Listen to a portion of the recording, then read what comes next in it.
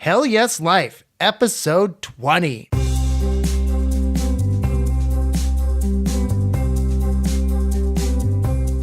Welcome to the Hell Yes Life podcast, the show that helps you come alive so you can live a Hell Yes life. I'm your host, Norman Bell. Hey there, Hell Yes Lifers. This is Norman Bell. Welcome to the Hell Yes Life podcast. Whether you are a creative or conscious entrepreneur, a speaker, author, or coach, artist or musician, a world traveler or world changer, this is the place for you to hear inspiring stories and actionable tips from our amazing guests that will motivate you to move towards and live your Hell Yes life. The Hell Yes Life podcast releases new episodes every Tuesday, and show notes can be found at hellyeslife.com.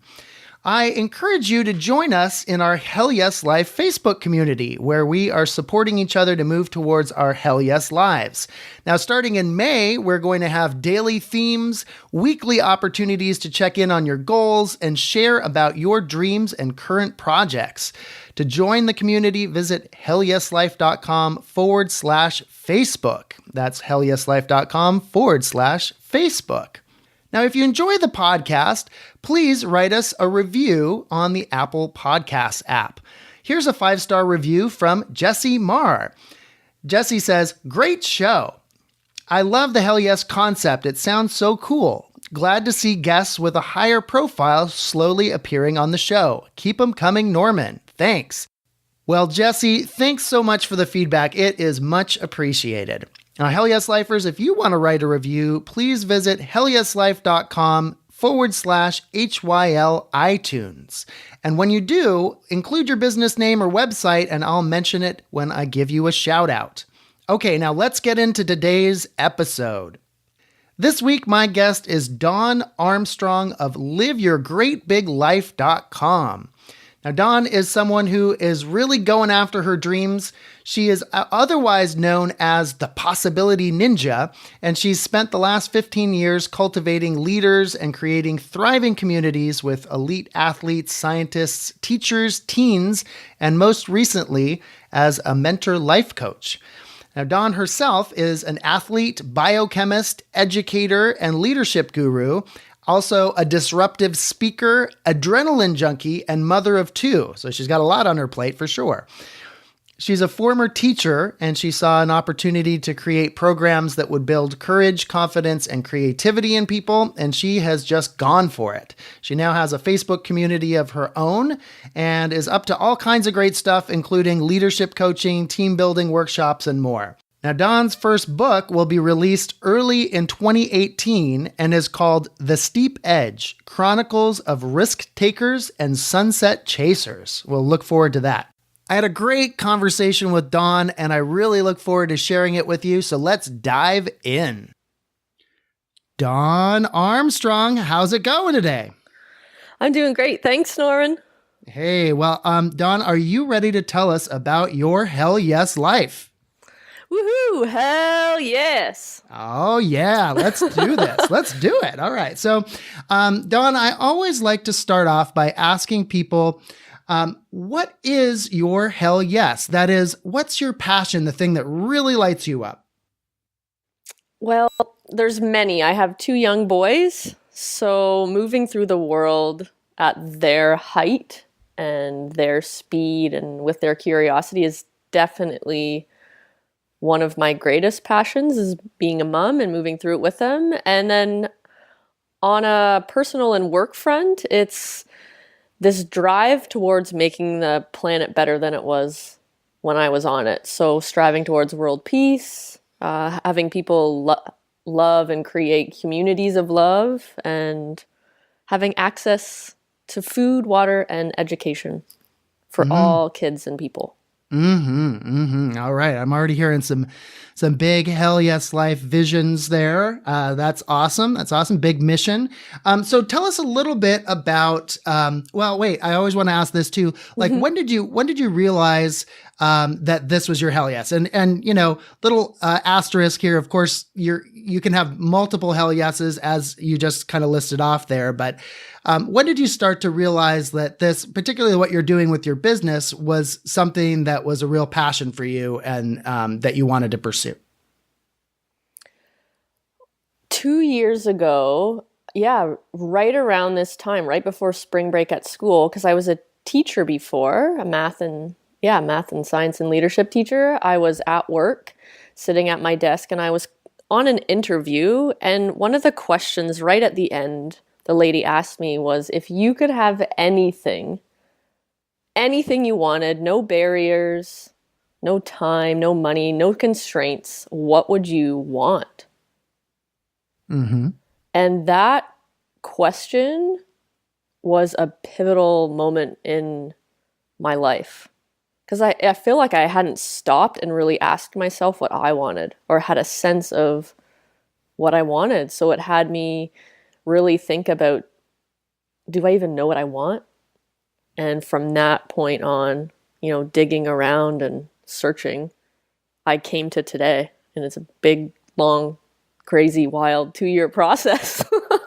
Mm-hmm. Mm-hmm. Well, take us a little bit down the road then. So, like you said, it's a crazy process. Obviously, it didn't happen overnight. Mm-hmm. Maybe it wasn't like one specific moment where it's like, I know what I'll do. I'll start this community and I'll build this website and so forth. But what led you down the road from, take us a little bit down the road from teaching to what you're doing now? Like, how was it that, I'm in that place myself where I'm just kind of starting this thing. And, when to take something from its infancy is, I'm finding to be one of the most challenging times. So tell us about that.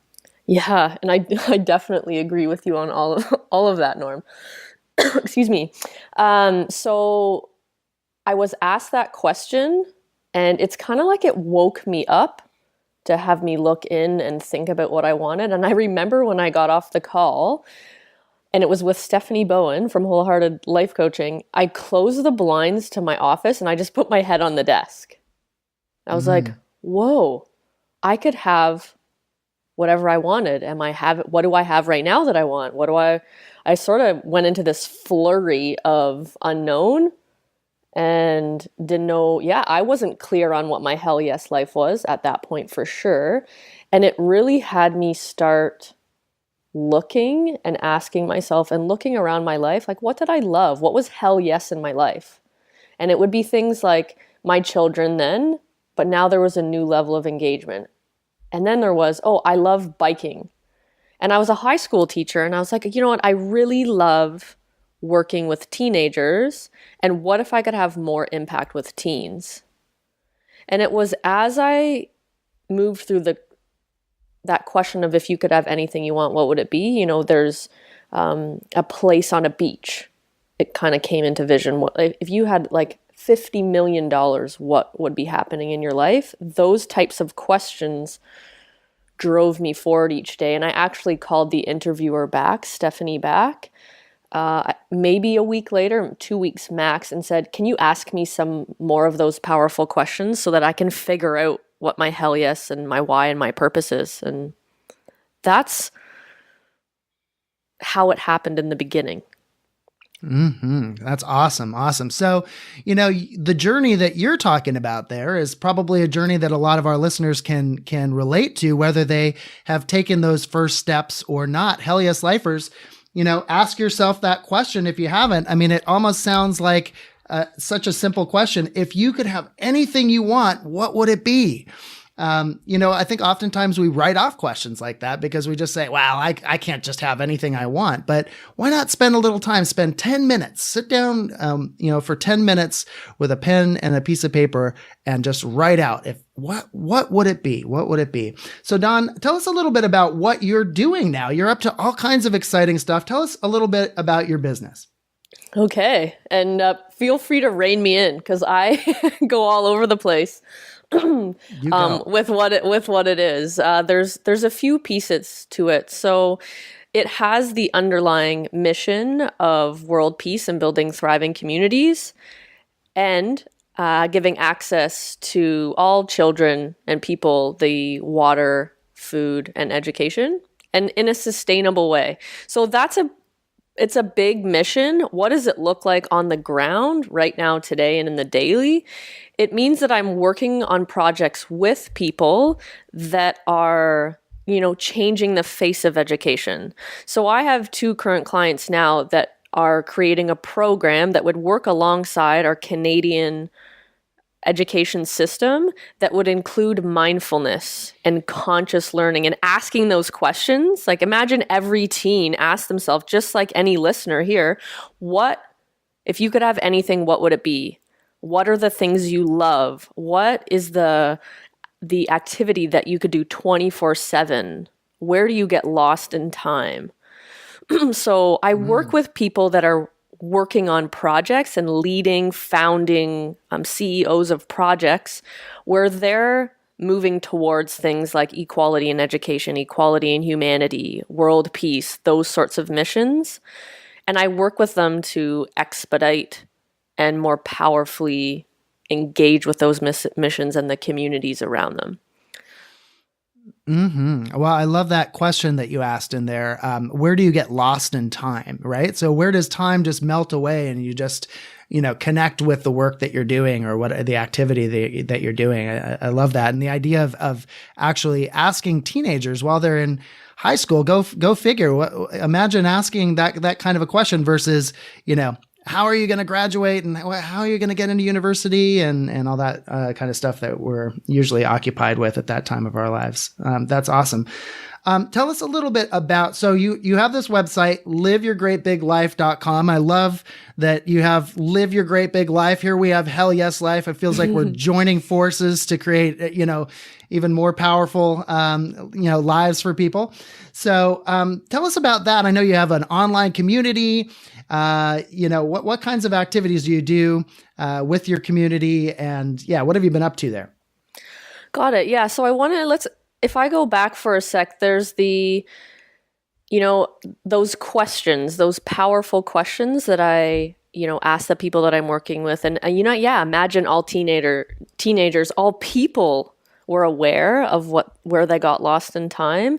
That's where my work begins. So how I interact with people is through asking powerful questions and actually supporting them in living into that hell yes life, the lost in time life, and engaging with that, creating businesses around it, aligning business's mission with that, working with a team to come up with a mission that they're so passionate about that they all get lost.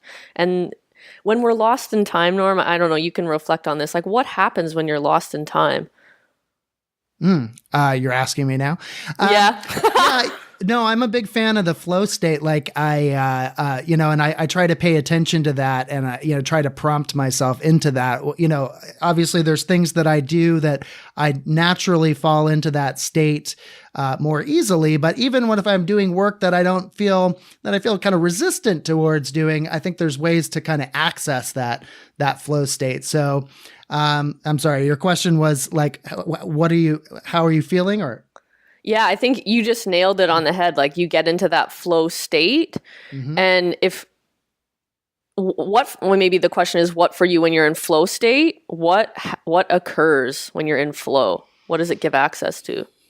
I actually was experiencing that this morning as I was working on something, and it wasn't something I was particularly passionate about, but I just noticed when I'm in that state and I'm productive, it gives me a sense of well-being. It actually nourishes me when I'm in that state versus in sort of like the thinking mind state or the kind of anxiety prone, worrying about what I should be doing. It's just like, I'm present. I'm in the moment. I'm more in my body. Feels nourishing. Got it. Yeah. And that's whether it's, on my website, there's a community. I do speaking engagements, one-on-one coaching, and then that from the offices that I work out of or the people that I work with, I can do team. engagement as well. And it's centered around the same idea, which is ask the powerful questions, give people access to flow and their power and believing in themselves. And then the world becomes a better place, put really simply.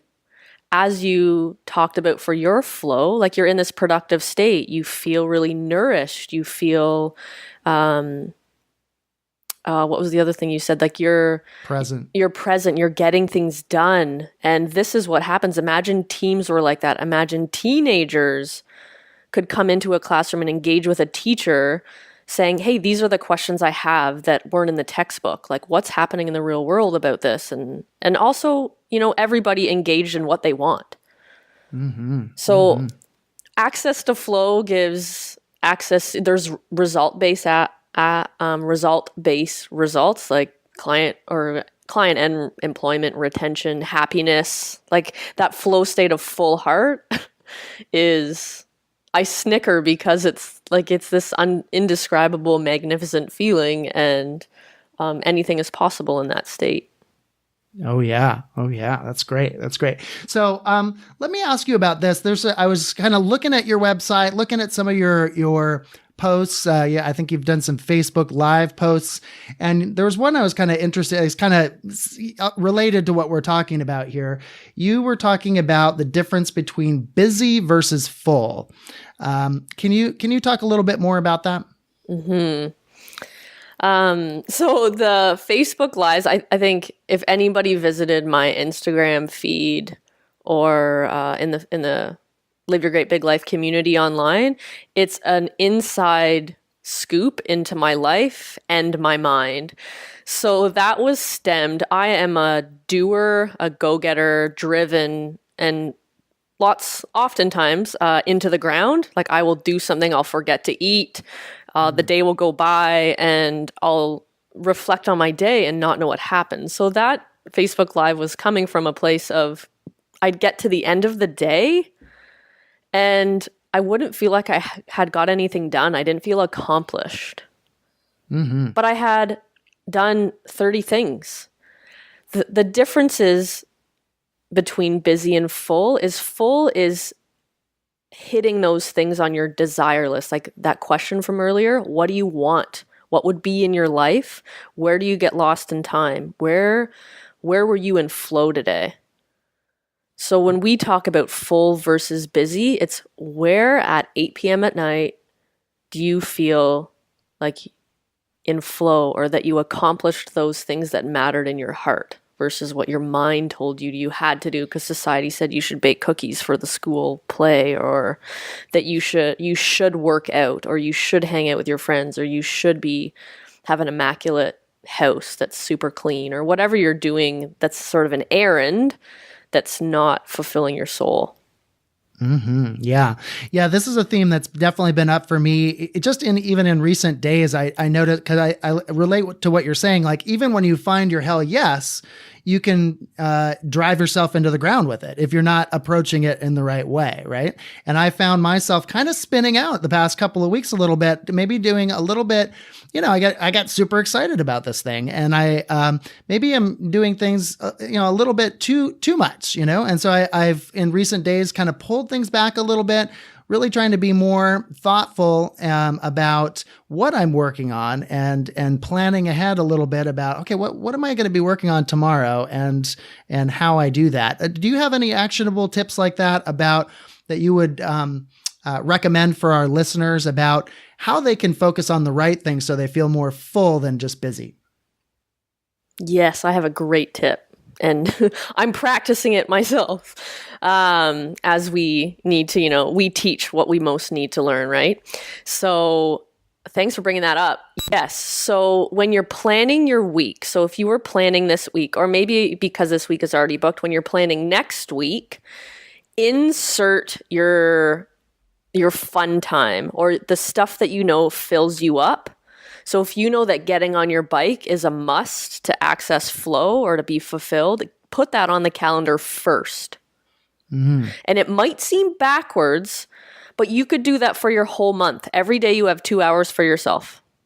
And you can get really specific what those 2 hours are you're doing so that you don't aimlessly move through them going, well, unless you declare it or make an intention that you actually just want to have free time during that.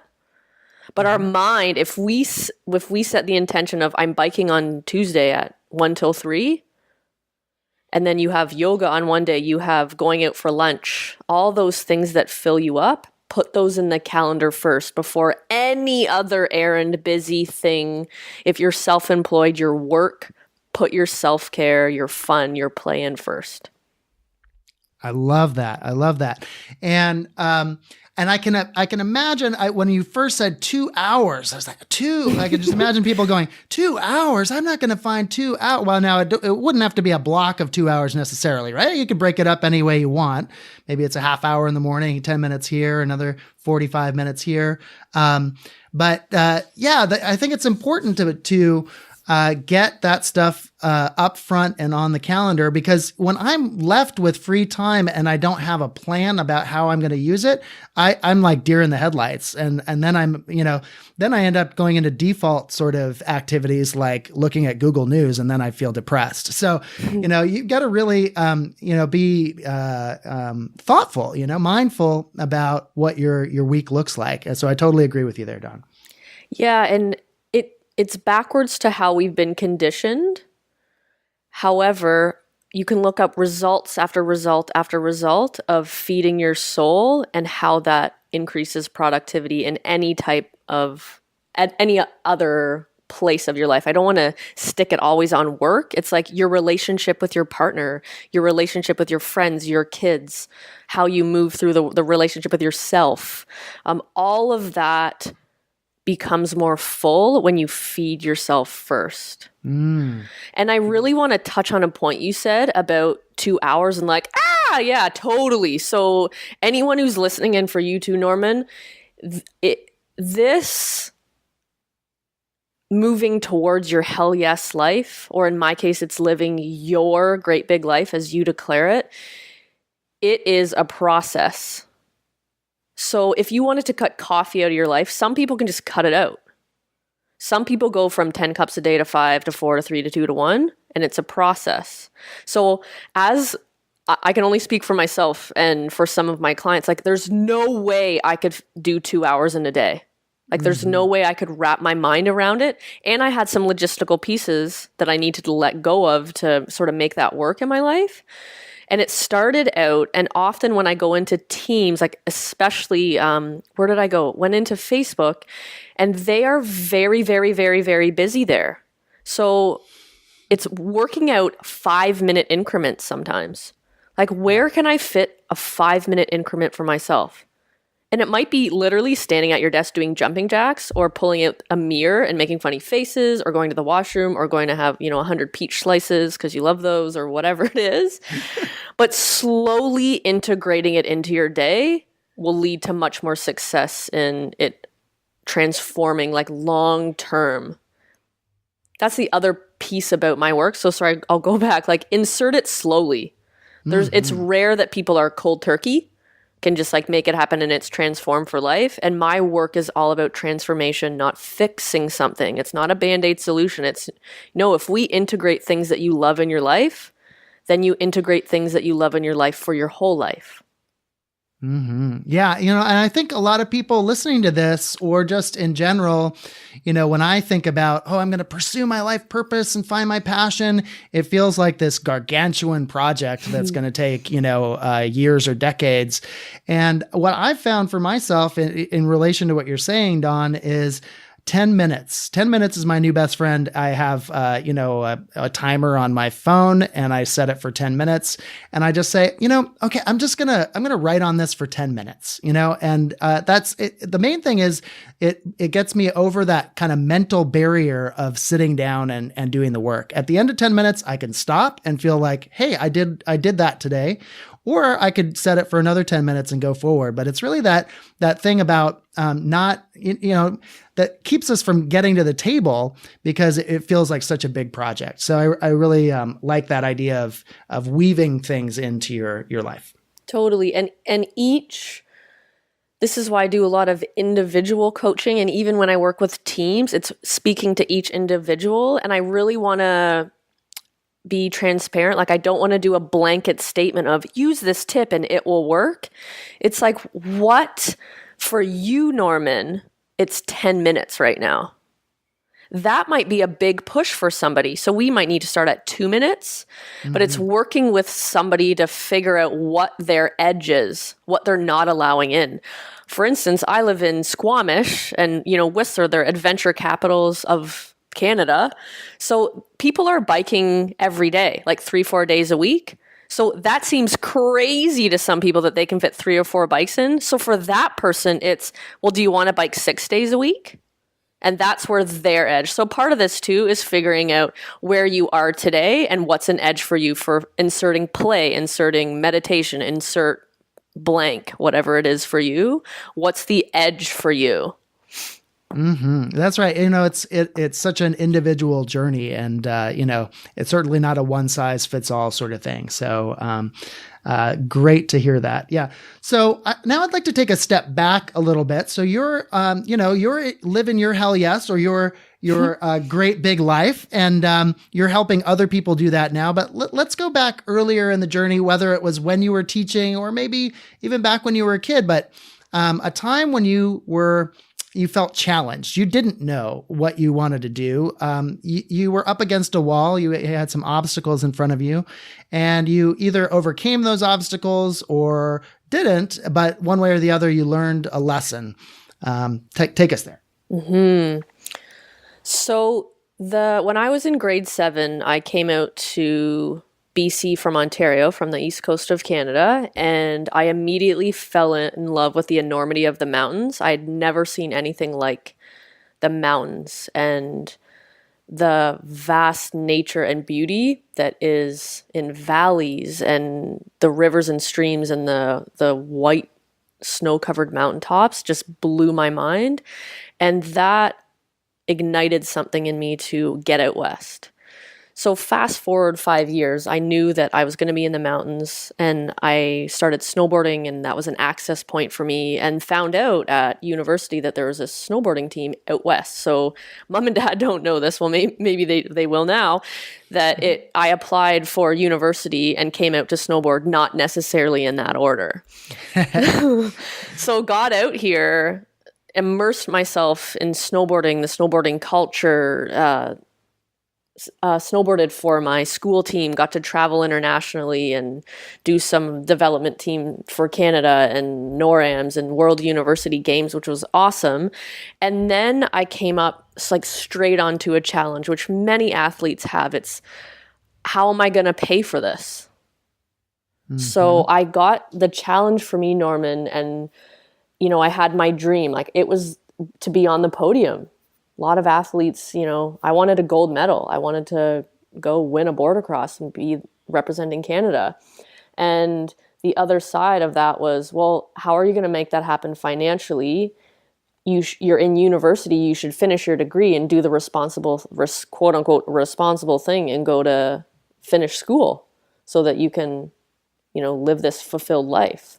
So I think that was about when I was 21. And in that moment, like, it's still kind of foggy for me how that happened, but I feel like it was the pressure of responsibility versus being a mountain girl and not knowing how I'm going to pay for it was really irresponsible. And I didn't know how to do it. Like you were talking about, what's a moment where I didn't know. I didn't know and didn't think it was possible that I could have a snowboarding career. So I literally just dropped it. I stopped it. Something that I love, that I'm passionate about, that I trained every day for twice a day, that I met some of the most amazing friends of my life. I got to see a lot of the world, experience different cultures and people, and I just quit. And in that moment, I let a dream go. So if we fast forward to today, my company is called Live Your Great Big Life. And I have a stand, or I am like, there is no way in hell, Norman, that people aren't leaving this planet having not worked on their dream life because of the experience I had when I was 21. I will never let anybody. And I mean, if I'm coaching you, I'm not doing your dream for you, but I'm not letting you give up on yourself to not let it happen. And it's totally driven. That's one of the examples from that wall I hit. Yeah. Yeah. So you had that experience of something that was a passion for you, but you just, logically you just couldn't figure out, how am I going to make this work? And so you dropped it. Looking back on that drives you to help others to not give up on their dreams. So what would you, let's just say there's somebody out there, who knows, maybe there's someone listening to this right now who is in a similar situation. Maybe they're at that same crossroads. They've got this passion that they love that they just can't see, how am I going to ever make a living doing this? Or they've got this more practical option to go down, and they're trying to decide which way to go. What would you tell them? First thing, I'm imagining this person's right across from me, and in that immediate moment, I can feel that they're maybe anxious about it. They really want to know and make a choice. So we just take some deep breaths. Let's take one more and get there. Me too.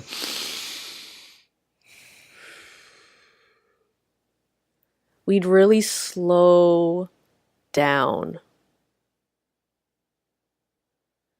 Yes, there is an urgency to life, and it's living the life you want, not the logistical, responsible, logical one that our mind and our society has conditioned us to be.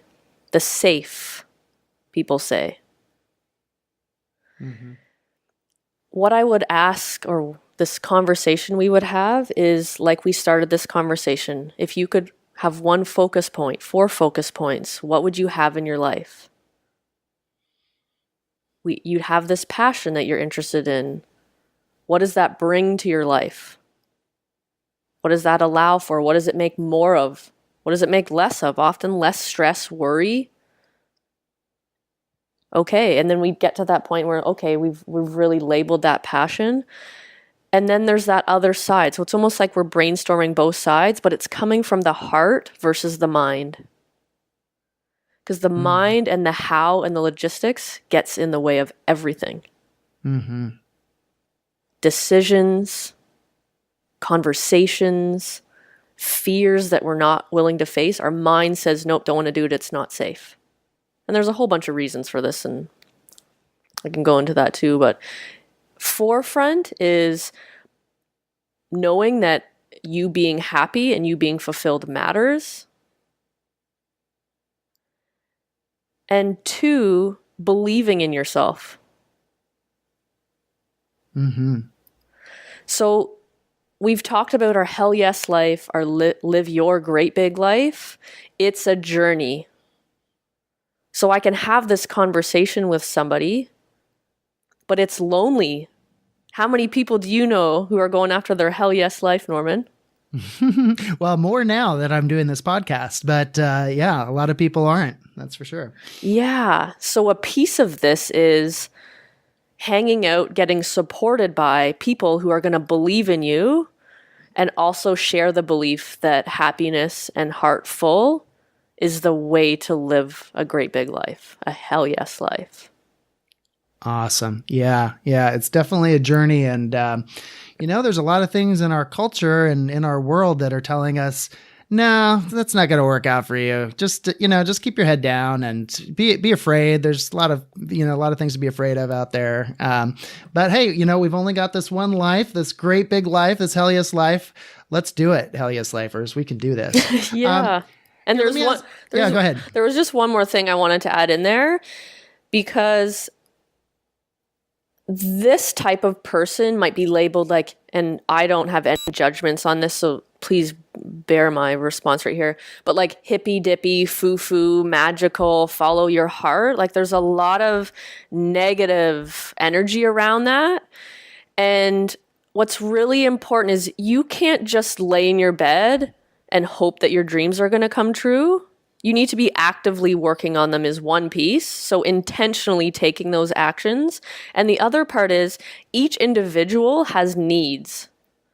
So it's not just about quitting your job and moving in another direction. It's having a real knowing of what your passion is, what you want to spend more time doing, and then setting yourself up for success based on the needs you have. Like some people need to have $15,000 in the bank before they, or $150,000 in the bank before they start working on another venture. Some people maintain a full-time job and work on their passion on the side. It's infusing it first, much like we talked about infusing that play in your day 5 minutes at a time.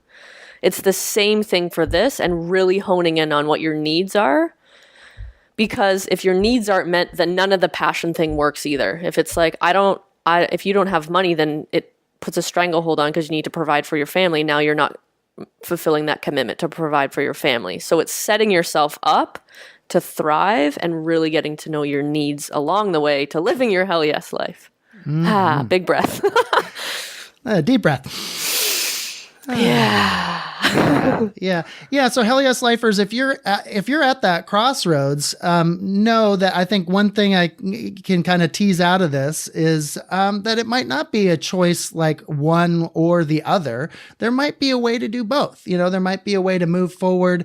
And like I'm doing, I have to say, I have a full-time job right now, and I'm moving towards my hell yes life by doing this podcast and meeting awesome people like Dawn. But you can fit your hell yes into your life, and you don't have to jump off a cliff. Some people it works for them, to do that. It hasn't worked that way for me. I've jumped off a few cliffs, and that has not been hasn't led to me immediately taking off in my business. So, there are different paths for sure. And, so I really support what you're saying there, Dawn. So let me ask you this. I always like to ask people, if I have this term that I use, and you've already kind of alluded to it as far as your mission statements go, but I like to ask our guests about their cringe-worthy vision. And so what I mean by that is not that there's anything wrong with your vision, but it's such a big vision that you cringe just thinking about sharing it with other people. Now, you've already shared a little bit of yours with us, but anything else to add?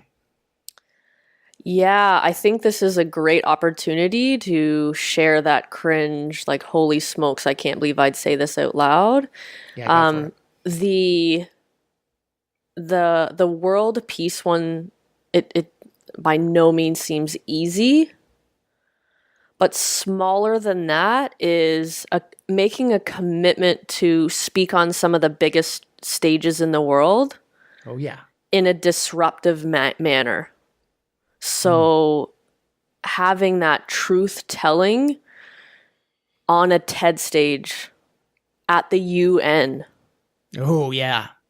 At the World Domination Summit in Portland, on major stages where the ripple and effect can be huge, and doing it in an interactive and loving way, but to really wake people up. So yeah, that's one of my visions, is to be speaking on big stages with leaders and influencers of the world.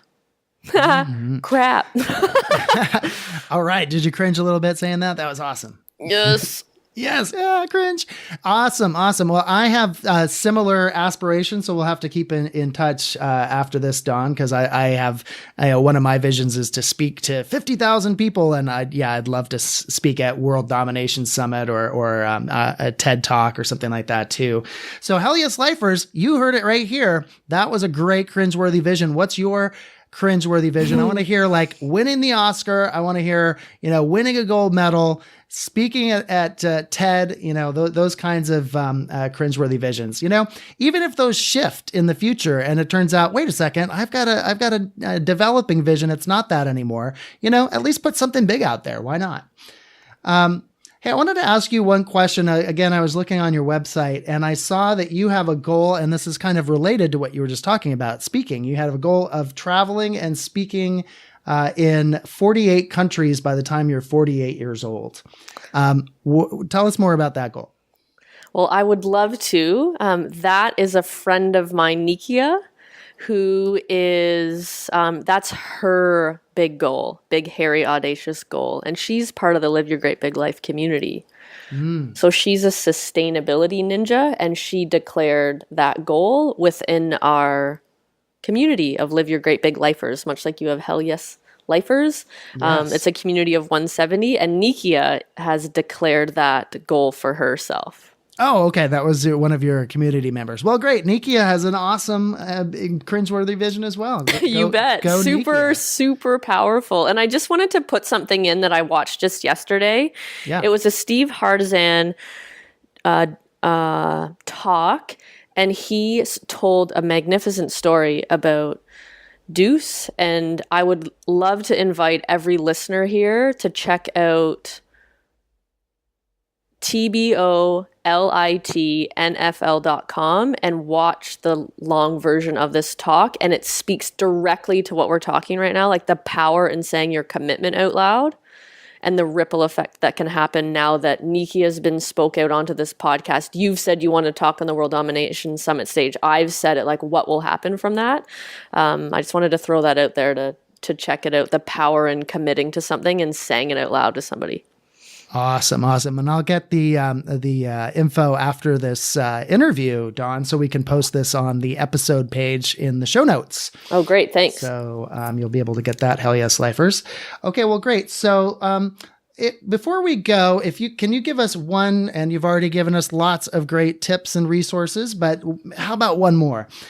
Give us a one tip, quote, or resource that has helped you on your journey that you'd like to share with our listeners. I want to take you back to that question that we started with today. And my tip is to speak into the world what you want. To tell your people what you desire. To continually be talking about it, creating it, speaking it every day to somebody out loud. Every day, what do I love? What do I want to do? And hold it as the most sacred and important goal in your life. It's what started me on this journey and continues me every day. What do I want? What do I want? Tell the people what you want. Yeah, absolutely. It's the same for me. Just started writing it down, talking about it, working on it. It is a your life project, but it's worth getting started on it. Hell yes, lifers, if you haven't yet. So, well, thank you, Dawn. So, before we go, why don't you tell us where on the internet we can find you? On the internet. Okay. So my website is www.liveyourgreatbiglife.com, where the community rests is on Facebook. And if you look up Live Your Great Big Life Community, that's where you're going to find, a website. My website's pretty, it's stagnant. You see some Instagram posts on there. However, in the community, there's multiple daily messages from people in the group where you can really interact. And if you want a supportive group, like we talked about, if I was talking to that person today, I'd invite them into the community. It's free, and you'd get tons of tips and tricks, and you'd hear people's commitments and be able to support them. And then the other place is on Instagram. I'm at Live Your Great Big Life. Okay, and we'll include links to all those places in the show notes, so you'll be able to get there easily. Hell yes, lifers. Okay, well, great. Dawn, to close out our time, I'd like to say hell yes together on the count of 3. Are you ready to do that? You bet. All right. 1, 2, 3. Hell yes! All right. Thanks for joining me, Dawn. You bet. Thanks for joining me for this episode of the Hell Yes Life podcast. You can subscribe to the podcast on iTunes, Stitcher, or your favorite RSS feed. If you like the show, please leave a rating and review. And if you want to stay connected, visit hellyeslife.com and sign up for the e-newsletter and private Facebook group. Again, I'm Norman Bell. Thanks for joining me. Now let's get out there and live a hell yes life.